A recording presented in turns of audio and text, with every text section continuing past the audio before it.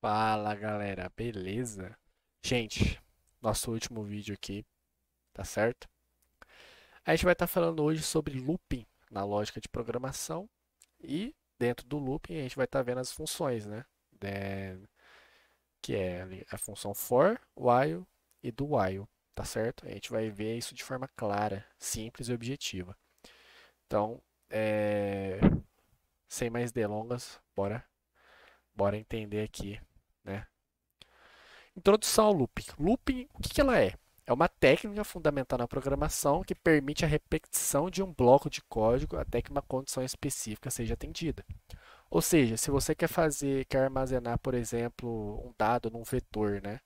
Que eventualmente, se vocês seguirem na profissão de programação, né, vocês vão estar vendo que é um vetor.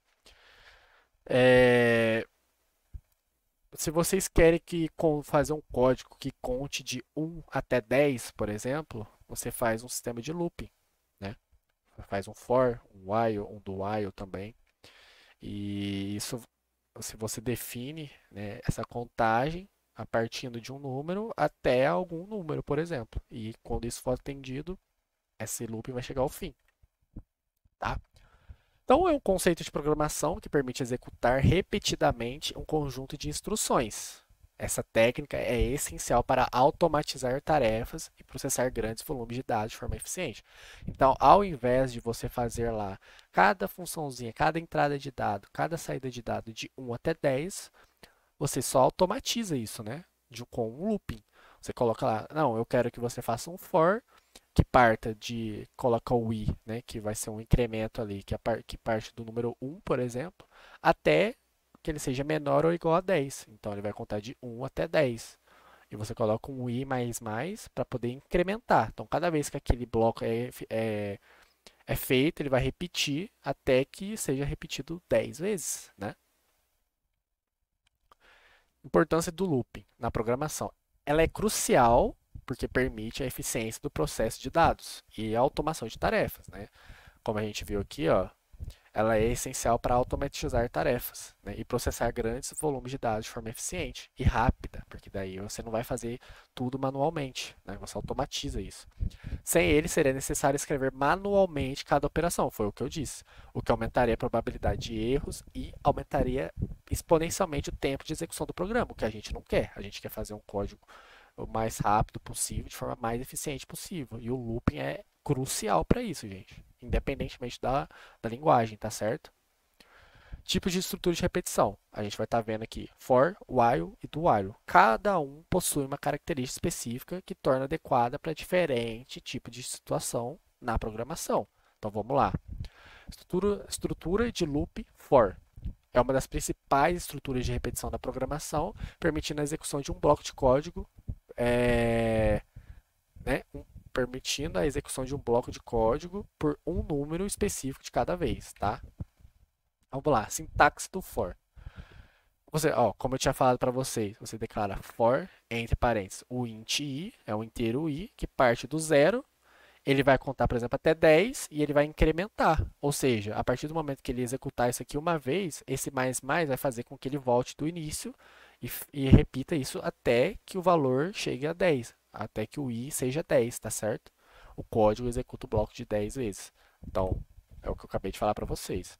Exemplo prático. Um exemplo prático do loop for é a soma dos números de 1 a 10. Então, aqui ó, isso resulta em uma soma total de 55. O que que isso aqui está fazendo, gente? Int soma igual a zero, tá? O int, calma aí, int. Tá, você cria a variável soma, né? Atribui ela igual a zero. E aqui no for você coloca o i a partir de 1. Ele vai repetir isso 10 vezes e vai incrementar. E aí você incrementa também, a partir do momento, a soma nisso daqui. Então, por exemplo, ele vai fazer um, depois um mais 2, um mais, né? Por aí vai. Ele vai somar todo o número de 1 a 10, né? Essa soma vai dar o valor de 55. Se você for fazer isso aqui manualmente, vocês vão perder muito tempo, tá certo? Cenário de uso é amplamente utilizado em cenários como interação sobre arrays ou listas, cálculos repetidos e geração de sequências numéricas. Sua estrutura permite uma fácil leitura e entendimento do fluxo de repetição. É isso, gente. For é isso, tá? O while é uma execução repetida de um bloco de código enquanto uma condição for verdadeira. Então já é diferente do for. Você coloca ali um valor de referência. Enquanto aquilo ali acontecer, ele vai continuar repetindo. Entendeu? Então ele não tem um número definido para ser encerrado, né? Ele vai repetir aquele looping até que aquela condição ali seja atendida, tá? Vamos lá, sintaxe. While, dentro do parênteses, você coloca a condição e aí o bloco de código, tá? Então, enquanto x for igual a 2, o que você colocar dentro do bloco de código vai ser executado, enquanto essa condição aqui for verdadeira, tá certo? Então, ela é meio que infinita, vamos dizer assim, a partir do momento que aqui é verdadeiro. Aqui ficou falso, encerrou esse loop, tá certo? Ponto. Bom, exemplo. While é o seguinte, int i igual a zero, né, que a gente usa no for, só que aqui a gente declara fora. While i menor que 5. Enquanto o i for menor que 5, ele vai repetir. E como ele vai incrementar aqui, ó, então ele vai fazer 1, 2, 3, 4, 5. Pronto, encerrou, porque aí 5 já não é menor que 5, né?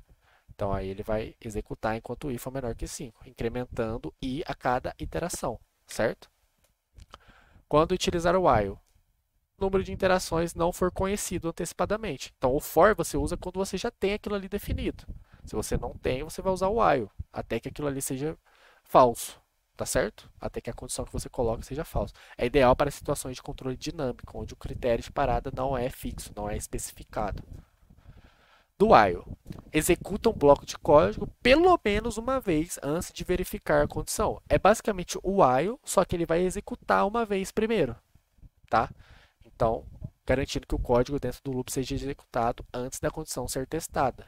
Então, em determinada situação, você provavelmente vai ter que usar o código pelo menos uma vez, mas às vezes pode ser que você não sabe, né, especificamente se aquela condição ela vai ser atendida depois, mas você precisa que seja executado uma vez. Então, o do while serve para isso. Sintaxe do while é bem definido, é um bloco de código que é precedido pela palavra-chave do, seguido pela condição entre parênteses e a palavra-chave while. Aqui, ó, do. Aí você coloca o código que vai ser executado pela primeira vez e aí ele vai fazer o while. Quando ele executar essa condição, o código já vai ter sido feito uma vez. Então, a condição é verdadeira, então ele vai voltar e vai repetir de novo. E aí ele vai ser incrementado, né? Você também tem que fazer a incrementação do i++. Exemplo prático. Seguinte, um contador que imprime números de 1 a 5. O código pode ser organizado assim, ó, o int, você declara o int contador igual a 1. O do, ele vai mostrar, esse aqui é um comando de saída, tá, gente? Esse aqui é em Java, tá? Contador, contador mais, enquanto o contador for menor ou igual a 5. Então, enquanto ele for aqui, for 1 até 5, ele vai executar. Depois que passou de 5, 6, acabou, tá certo? Diferença entre do while e while. A principal diferença é o que eu falei para vocês, gente. Garante a execução do bloco pelo menos uma vez. O do while ele faz isso. Enquanto o while ele já direto ele vai verificar primeiro se aquela condição ela é verdadeira, tá certo? E no caso seja falso de início, nem vai ser executado. Enquanto o do while executa uma vez. Bom, os loops o for são ideais quando o número de interações é conhecido. O while e do while você vai usar para quando não é conhecido. Só que o do while você vai executar uma vez. Ponto final. Utilizar loops de forma eficiente é crucial. Sempre prefira o tipo de loop mais adequado à situação. Foi o que eu falei para vocês até agora. Use de forma mais eficiente possível, tá? É uma técnica poderosa que não apenas economiza tempo, mas reduz erros e duplicação de código. Compreender como você usa cada um vai fazer a sua programação ser mais eficiente e organizada. No geral é isso, gente. Esse foi o curso. Vocês estão vendo que eu estou falando de forma bem adiantada, bem objetiva e clara, para vocês manterem isso em mente, tá certo?